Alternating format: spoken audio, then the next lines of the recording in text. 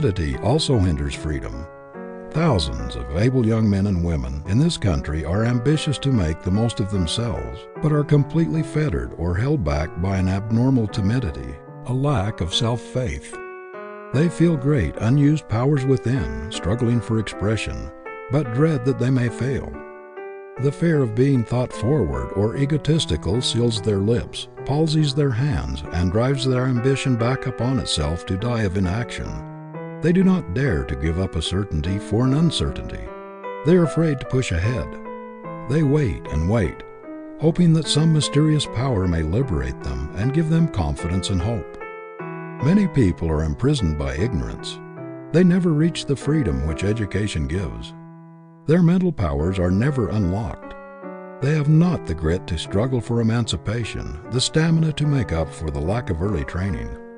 They think they are too old to begin. The price of freedom seems too high to pay at their time of life, and so they plod upon a low plane when they could have gained the heights where superiority dwells. Others are so bound by the fetters of prejudice and superstition that their lives are narrow and mean. These are the most hopeless of all. They are so blinded that they do not even know they are not free, but they think other people are in prison. If you would attain that largeness of life, that fullness of self-expression which expands all the faculties, you must get freedom at any cost.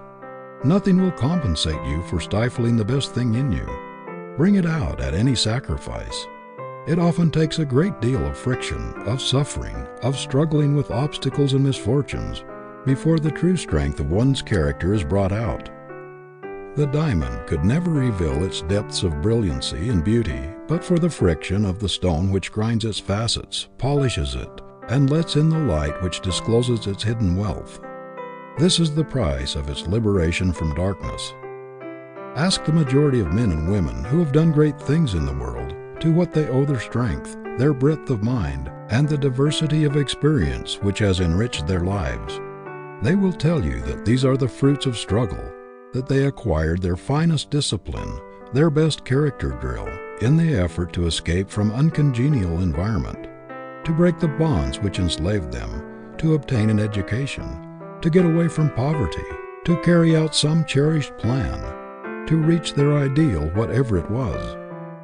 The efforts we are obliged to make to free ourselves from the bonds of poverty or heredity, of passion or prejudice, whatever it is that holds us back from our heart's desire, call to our aid spiritual and physical resources which would have remained forever unused, perhaps undiscovered, but for the necessity thrust upon us.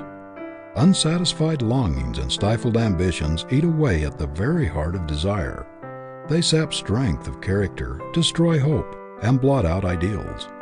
They play havoc with the lives of men and women. They make them mere shells, empty promises of what they might have been.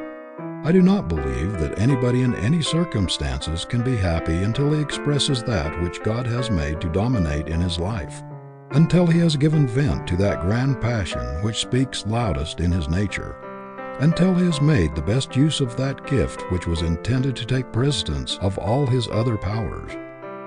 No man can live a half-life when he has genuinely learned that it is a half-life, said Philip Brooks.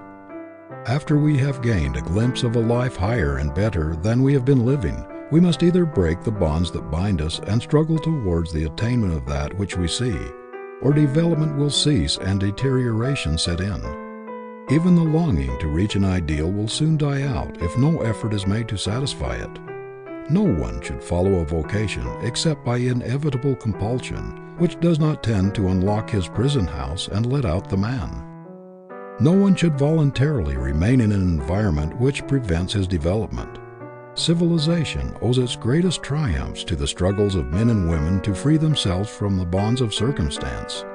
No man can live a full life while he is bound in any part of his nature. He must have freedom of thought as well as freedom of action to grow to his full height.